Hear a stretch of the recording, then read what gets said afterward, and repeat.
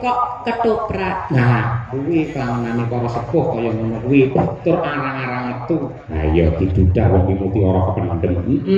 Timbangane ngetokke ula tampar mbak ya kena hak cipta. Ha iya. Ha iya, wis dilepas jan. Wis tak bakne arit tak ndingi. Monggo Bu Kesi, ya. Mijil ora.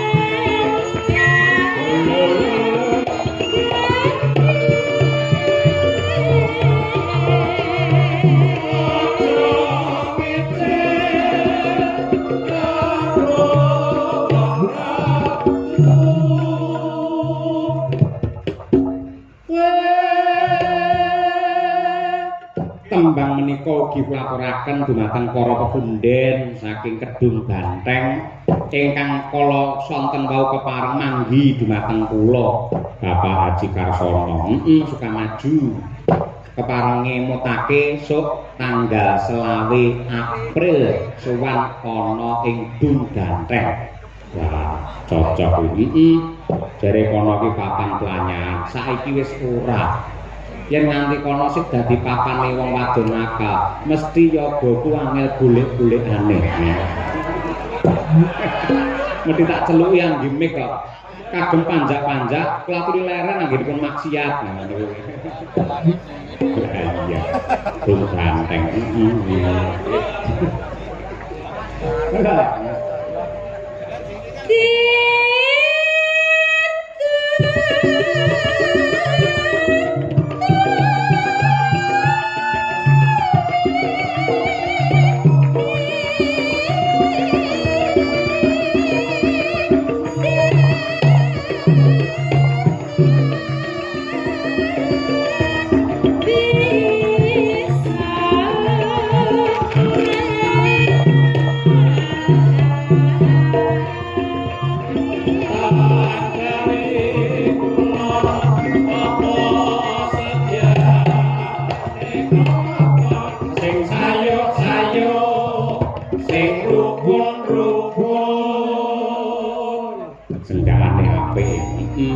Nemu piwulang pesan moral ngetan kali mulan apa sedyane kelakon blarati sampirke mae cerak ra ngampirke minggu ora prei ditunggu-tunggu ra diwehi mertane wong wis turu dibuka malah ngidoni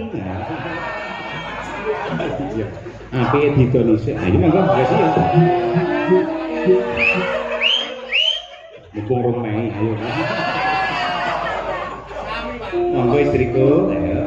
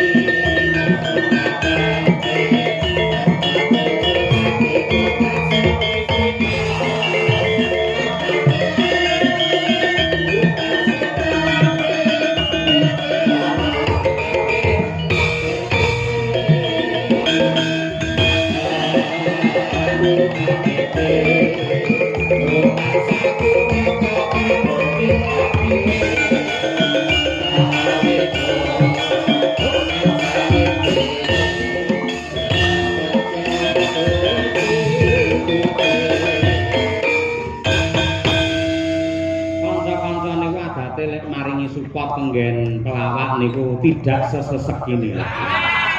Ning khusus kangge gareng muda ya kudu sesek. Iya. Nanti Mbak Wir nganti rampok empat.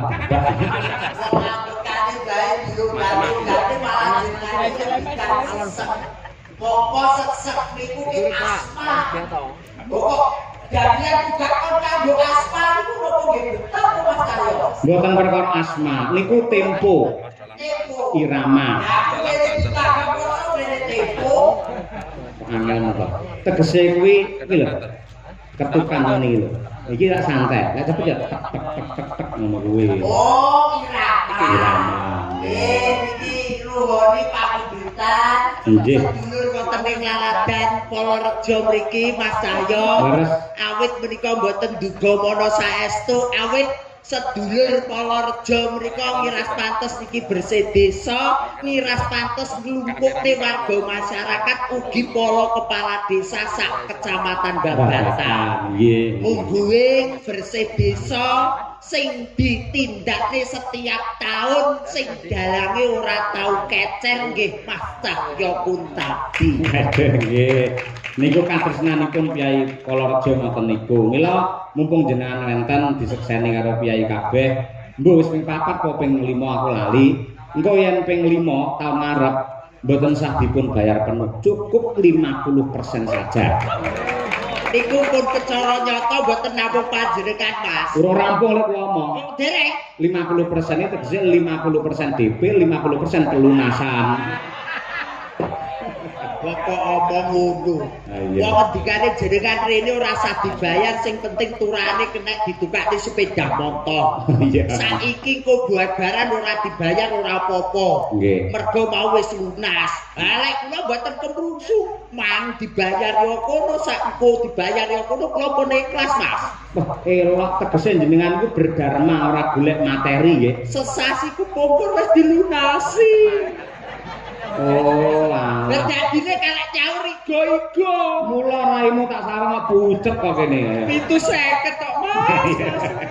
Alhamdulillah barokahullah. Nggih. Lek mboten lantaran kados mekaten nderekne panjenengan Mas Cahyo, Nggih. kula nggih mboten samar menika saged menika nggih ngeten iki sabet jagung paribasane kumpul dulur wonten ing Laladan Polorejo Mas. Leres, nggih. Namung ndedonga muga-muga sak cekapipun bersih desa Nggih. sedaya masyarakat wonten ing Laladan Polorejo manggih kawilujengan kebagas warasan selamat donya kelawan akhirat. Amin. Ingkang baken mugi-mugi sing tani ya tandirane ya melimpah ruah. Bebas dari hama. Nggih ingkang dados Mbah Lurah muga-muga pinaringan seger waras. Amin. Ingkang dados pejabat muga-muga nggih sedaya menika dipun ijabahi Gusti Kang Maha Agung kebak ingkang mulyan panjang yuswa. Amin. Amin. Jatenan nyambut gawe lek karo Mas Cahyo tenan. Wong nonton iki dukono dukene ora nek senggawe.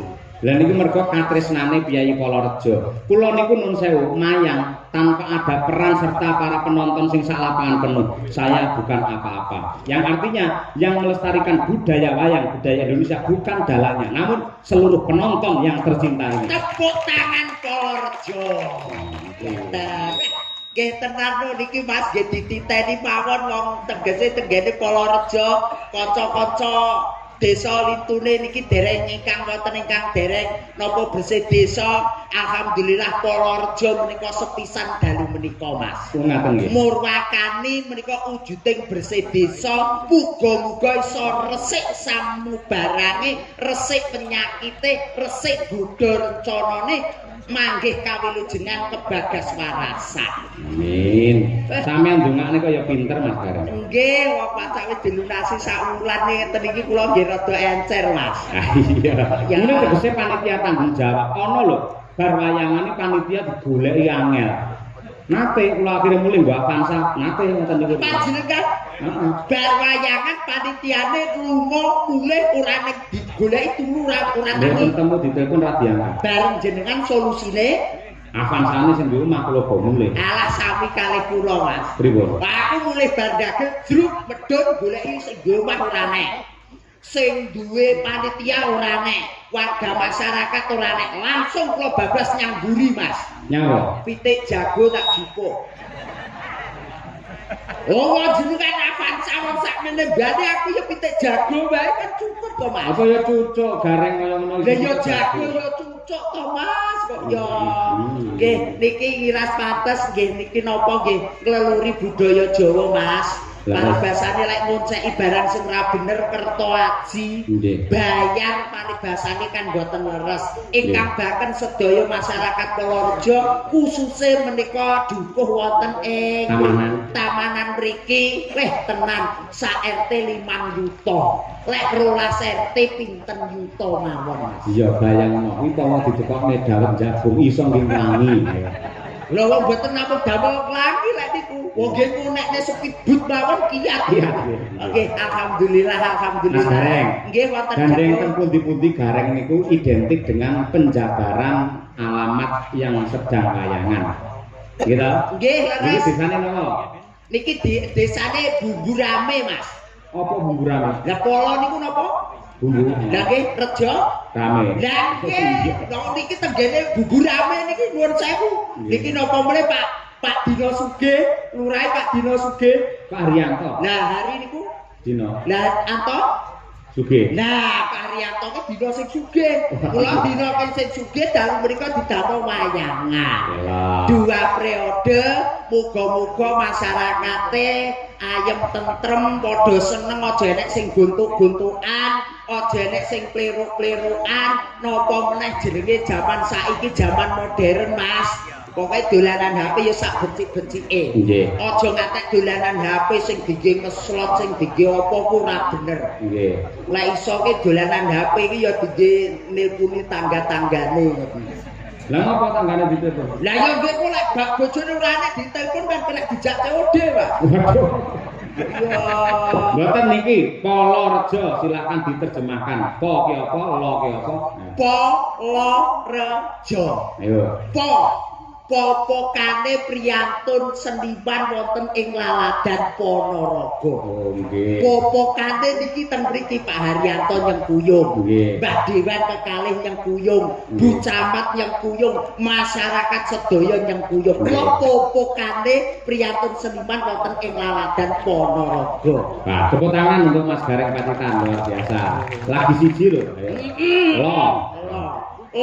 Iki tegese lomo samukawesipun mbok bilih mriku sedulur sedaya ngawontenaken tasyakuran ora munggur kerto aji ning banyu mili pasugatane.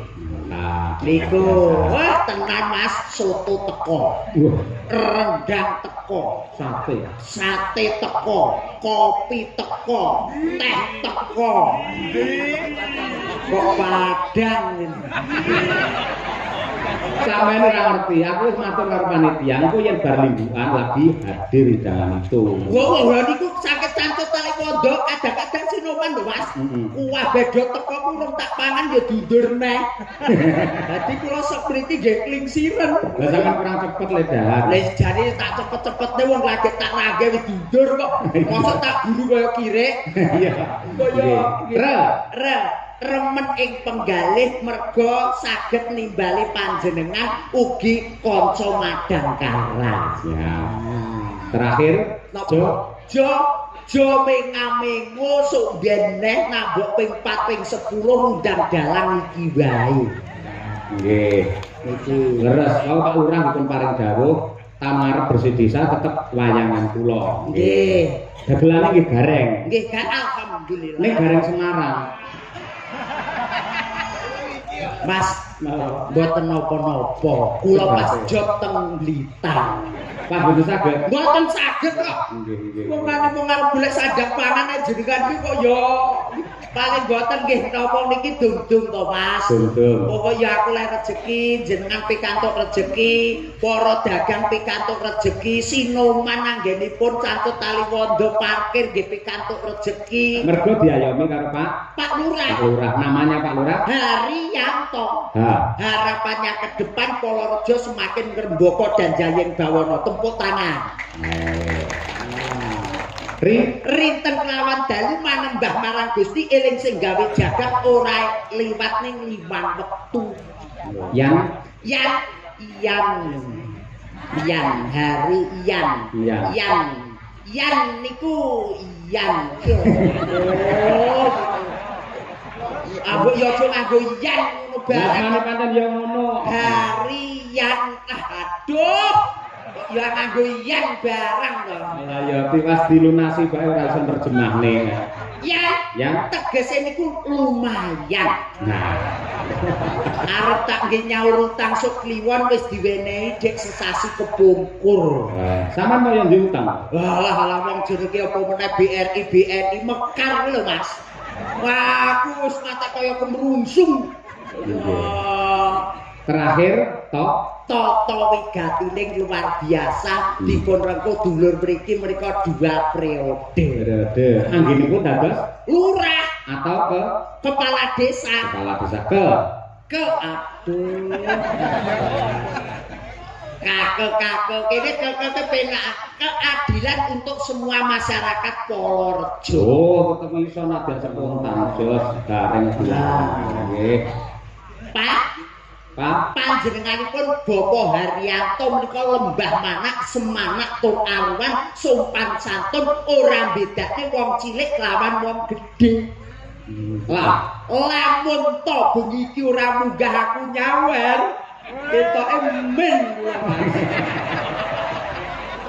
kowe balik rono neh lho wong pipipun wong jenengan kakek mawon kene mumet ndase. Lho nang ndi-ndi dalang karo garenge sing ngompani dalange sing nyemes garenge. Oh ya gareng sing kadang so nyemes aku bagian anu kok kudu cemes kok.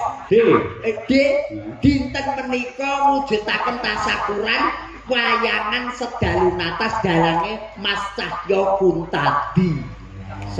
Saben wayah bersih desa ora lali dienekne kaya ngene. Kaya ngene.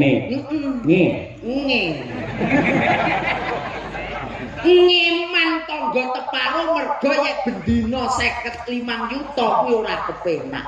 Nih. Kak mriki. Kok yo ngene ngoten bingung Pak, ngoten iki kulo temutek ngoten iki nggih mluku. Oh, kudu iso. Zaman saiki garing kudu cepat, akurat dan juga bermanfaat. Lah iki apa kaya polisi apa piye? Wong aku kan dagel mosok kaya polisi cepat akurat tanggap, cak debak paling. Iya. Wong iki ukara lho Mas, kaya wong klase kula mawon kok nggih. Ngapunten Mas Cahya nggih. Cahya. Nggih. Cah nggih. Cah kuwi tegese bocah. Bocah sing linwih diukir jiwa ragane marang tiyang sepuh kekalih dadi bocah sing budaya ngerti marang tracila tata caraning Jawa. Jos terakhir yo. Iya kuwi wonge. Nggih. Masem-masem. Sip, kula golekne kanca Mas Gareng. Wonten? Ini ada bintang juga dari Ponorogo. Oh, nggih. Priyayi. Priyayi Kidul Pagi. Oh, apa jenenge? Lho, kene nengen apal aku. Kene nengen ki jurusan kono ning gone alun-alun. Terus? Lek rono ki nang Madiun. Lek ngulon ning kok ngalon aku ya apal. Ngendi wi? Dung Banteng. Oh, tanggal selawe Dung Banteng bener karo sampean to ya? Ah, nggih Mas. Nggih, kula pesen setunggal Mas nggih. Apa? Sing bingesane teko